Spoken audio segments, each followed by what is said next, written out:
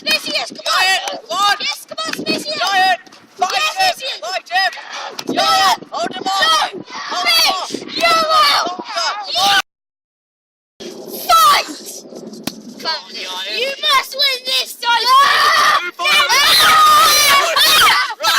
Run with him! Yes! Fight! Yes, Snesius! Come on! Yes, come on! Hold him on!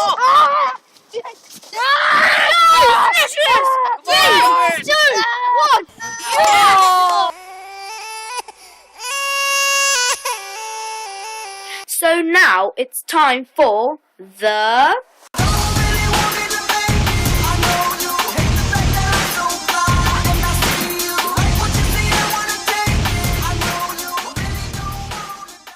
This is Dev, and over there, as you can see, is a Roman bard. And there's also this little Roman guy who's sitting there sharpening his sword.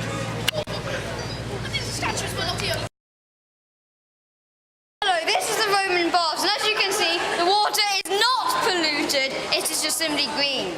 And here is a hole. Wow. This is how we prepare for the Roman bath. Censors. This video is not for children. Is Julius Caesar the first statue? Then is Claudius an emperor? Then Vespasian, another emperor? Then Ostorius Scapula, another governor? Then it's another governor? And then there's Julius Agricola, governor. And then there's the head of Rome, symbolising hero. No, just then around here is Hadrian, the emperor, and the last one just down there is Constantine the Great, also an emperor. the Roman roof. This was one of the tallest buildings in Roman Britain, and the roof was 20 metres above the bath. Roman visitors would have been amazed by its high ceiling.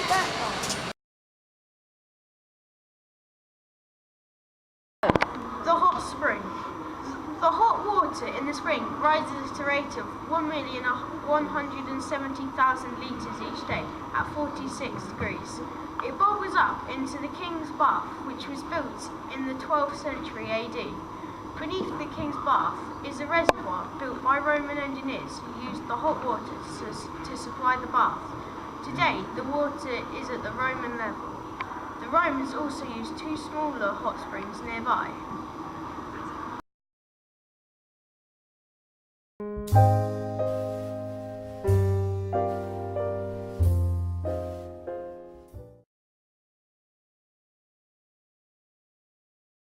The temple pediment. This was at the front of the temple of Sulis Minerva and was supported by four massive columns. It looked down on the visitors in the temple courtyard from a height of 15 metres. Its powerful imagery dominated the scene. Cremation was the normal funeral rite until the 3rd century AD, when burial became more popular. Burials were normally in cemeteries outside the town, but this law was not always observed. Verses contained messages to the goddess. They were written on lead and pewter, and thrown into the sacred spring. Theft of a woman's cape. Nubaniska complains to the goddess that her cape has been stolen. Probably a woman. This curse includes a list of names and possible culprits. Perhaps Volibia was a slave. Complaints about theft of a cloak and bathing tunic.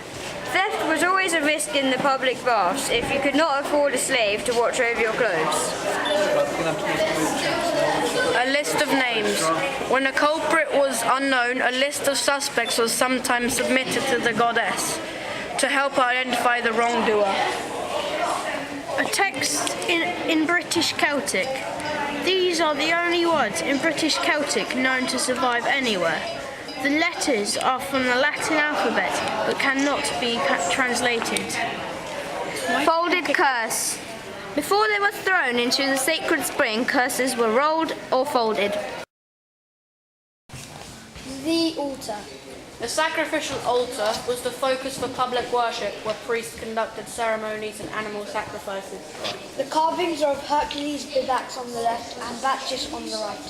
A third corner block was built into the church at Compton Dando, 8 miles away in medieval times, and was returned here in 1997. First we would visit the Apoditorium, which was the changing rooms. Next was the Tepidarium. This is a warm room with small bathing pool. A good soak here will open the pores. The proper time to visit the masser, who will give a good rub down, pouring oils on you and then scraping them off, together with a layer of dead skin. The water he throws over you to rinse off any oils he did not get with the Strigial is a shock. Then the Caldarium, which was the really cold room. Finally we would visit the Frigidarium.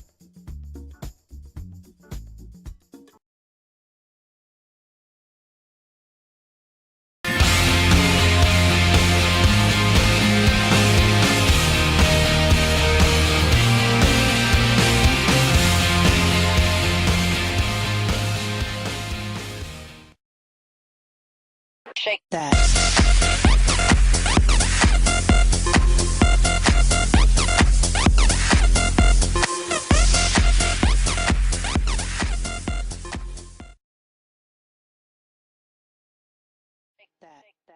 Every day I'm shuffling,